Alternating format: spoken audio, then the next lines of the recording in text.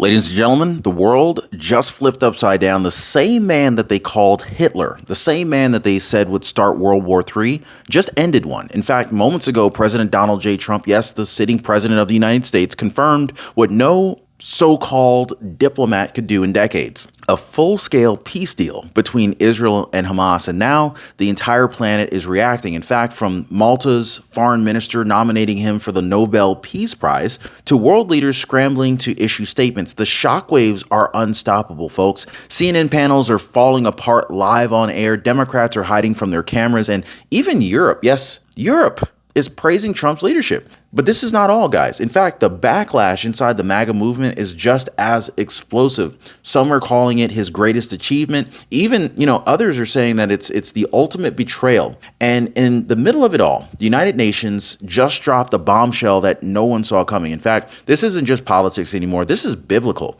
So today I want to break down every second of how President Trump just pulled off the impossible, how the man that they swore was just a dictator just became a peacemaker, and why Democrats, the media, and the global elites, they're absolutely melting down. So buckle up, hit the like button, subscribe. I want to dive right into the story that has every newsroom in the world in utter disbelief right now. Folks, what just happened and why the world is stunned? I'll tell you why. At exactly 6:51 p.m. last night, President Donald J. Trump dropped a single Truth Social post that sent shockwaves through every foreign ministry on earth. And I'm going to go ahead and quote this, okay? Israel and Hamas have both signed off on the first phase of our peace plan. All hostages will be released. Israel will withdraw its troops to an agreed line. All parties will be treated fairly. Now let that sink in just for a second. Hostages home, troops pulled back, 1,700 Palestinian prisoners exchanged, all negotiated under Trump's watch. They say he's got the art of the deal, right? And he didn't do it alone. Qatar, Egypt, and Turkey served as mediators. This is something no administration could pull off under Biden's administration, but this isn't a one-off photo op. President Trump calls it phase one of a 20-point plan to rebuild trust, expand trade, and stop endless wars in the Middle East. It's diplomacy through strength, not weakness. And it just reestablished America as the deal maker of the planet. So within hours, reactions poured in from every corner of the globe. Israeli Prime Minister Benjamin Netanyahu called it a great day for Israel and for peace. Arab leaders from Cairo to Doha echoed the exact same line: relief, gratitude, and even admiration. And then came the headline that nobody expected. Malta's foreign minister formally nominated President Trump for the 2025 Nobel Peace Prize, citing his decisive leadership in ending regional hostilities. Now, I want you to think about that for a second, okay? A European Union nationally, officially crediting Trump for peace. Now, across Europe, conservative and even centrist papers are praising the move, calling it the diplomatic upset of the century. Meanwhile, global markets ticked up, oil prices dipped, and humanitarian groups, they began preparing to move supplies into Gaza for the first time in years. So in just one night, President Trump, he flipped the global narrative from chaos to calm, from sanctions and rockets to signatures and relief. And as the applause grew overseas, Washington's political class completely lost it. Now, Medicare isn't as simple as, it's not as simple as it looks. I'll just be honest with you.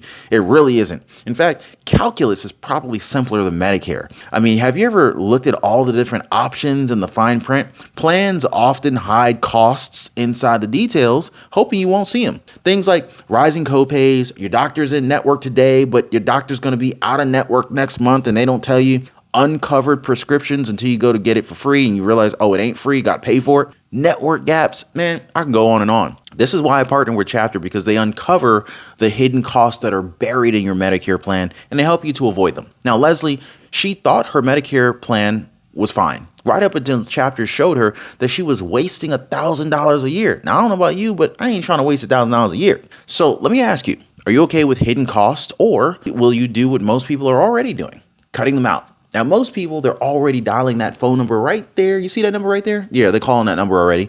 And if they're not doing that, they're visiting askchapter.org/Ron. And of course, it's a completely free phone call and free service for the Ron Yates community. That phone number there is 909-563-8279. Tell them your friend Ron says hello. All right, so back home, the reaction was nothing short of hysteria. CNN's anchors, they looked like they had seen a ghost. MSNBC's panel couldn't decide whether to laugh, cry, spin, go for a coffee break, go for a cut to commercial, right? The same people who spent years calling Trump a threat to democracy were suddenly forced to report without smiling, they had to do it seriously, that he had achieved what Joe Biden couldn't do in 4 years. On live TV, they had to do it. They had to say it. I mean, you could see the gears turning.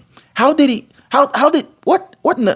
do this? One host muttered as the graphics department scrambled to find a headline that didn't sound like a phrase. Another panelist tried to credit lingering groundwork from the Biden team. But viewers weren't buying that nonsense. The audience knew the truth. Trump had just rewritten the playbook of diplomacy in real time. Clips went viral of anchors stammering through words like historic, unexpected, and my favorite one was undeniably significant. Now, for a news class addicted to outrage, admitting peace was pure agony for them. And as their voices cracked, like some prepubescent little boys, the White House phones rang off the hook because the Democrats had no idea how to spin this without admitting defeat. But hang on, guys, because not everybody was wearing a red hat. Not everybody wearing a red hat is celebrating. I'll be honest with you. Within hours, one MAGA-aligned congressman stepped in front of cameras and blasted the deal as negotiating with terrorists. What? I know. He argued that releasing 1,700 Palestinian prisoners for 20 hostages was a mistake, that Trump had gone too soft. Now, y'all let me know what you think. Was Trump right, or was this a mistake?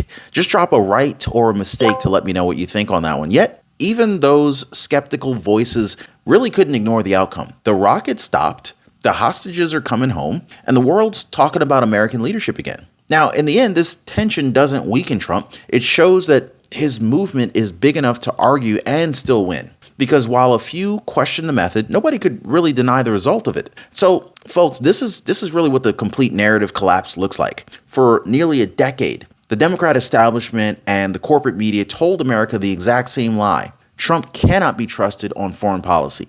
That's what they said. They mocked the Abraham Accords, sneered at the tariffs, called him reckless. They said that his America First doctrine would isolate us, destabilize allies, and ignite wars.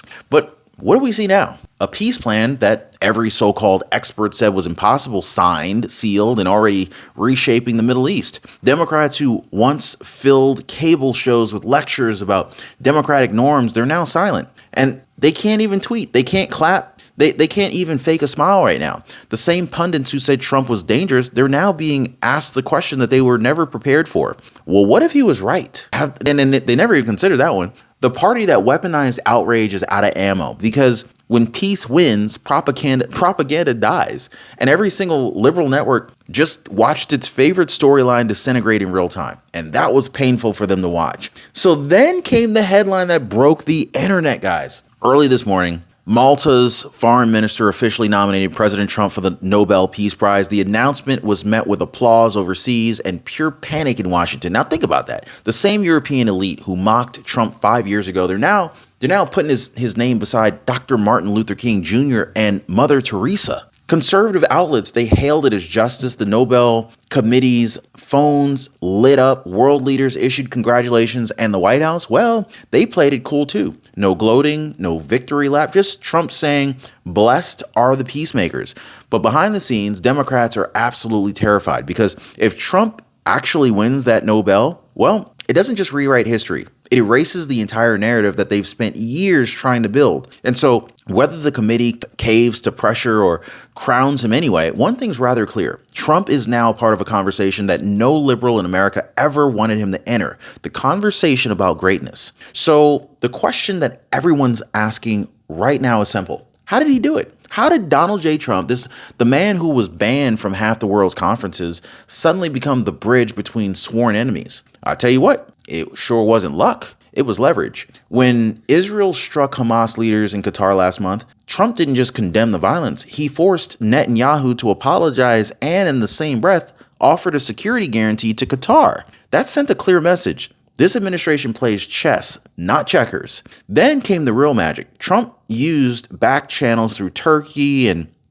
Egypt, pressuring Hamas to engage, meanwhile simultaneously empowering moderate Arab militias in Gaza. But within days, Factions once loyal to Hamas began endorsing Trump's peace plan publicly, saying it was the first deal that treated both sides fairly. Wow. So in other words, Trump weaponized diplomacy, okay? He used power and respect as twin blades. And the result wasn't just a truce. It was the start of a total regional realignment under American influence. And that's the art of the deal in a global scale. Let's take a moment to appreciate the irony, shall we? For count on what, 8 years? The media told us that Trump was a dictator, he was a fascist, he's a warmonger, he's Hitler, he's this, he's that. They compared him to Hitler on late night TV, guys. They mocked his handshake diplomacy, his confidence, his unpredictability. And now, the so-called madman has become the world's leading peacemaker. The man that they said would destroy alliances is now expanding them. The danger to democracy is now being nominated for the Nobel Peace Prize